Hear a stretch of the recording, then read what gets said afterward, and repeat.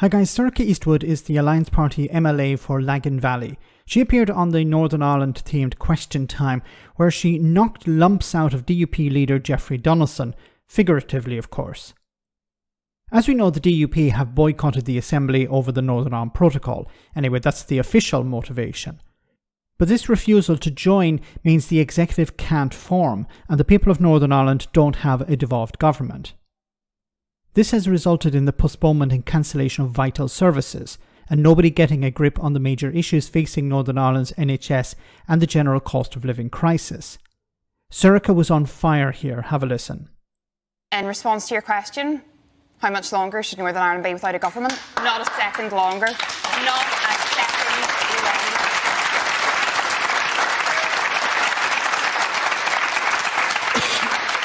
Jeffrey, you talk about devolution and you say the DUP are a party of devolution, right? And you're saying that you want to make this work. So on this show, around this desk, a number of years ago, you said there is only one of the 5 parties who are refusing to go into government, and it is wrong, in my opinion, in a democracy that one party representing maybe 25% of the people is able to veto the establishment of a government. That is not democracy, and it has to change.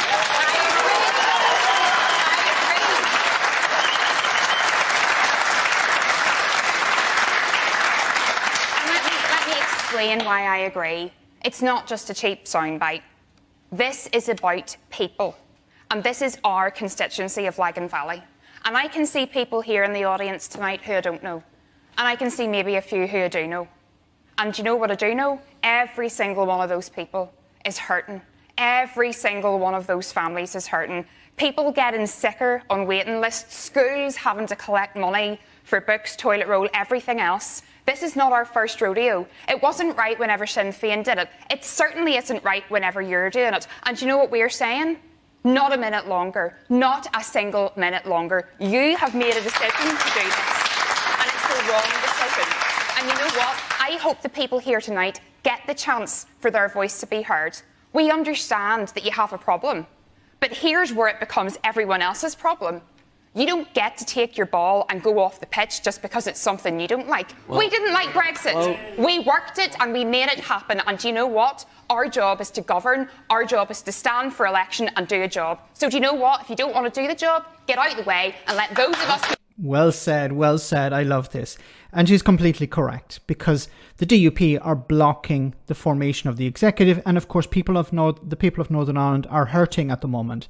They don't have the public services that they rely on. I've already covered it a number of times on this channel.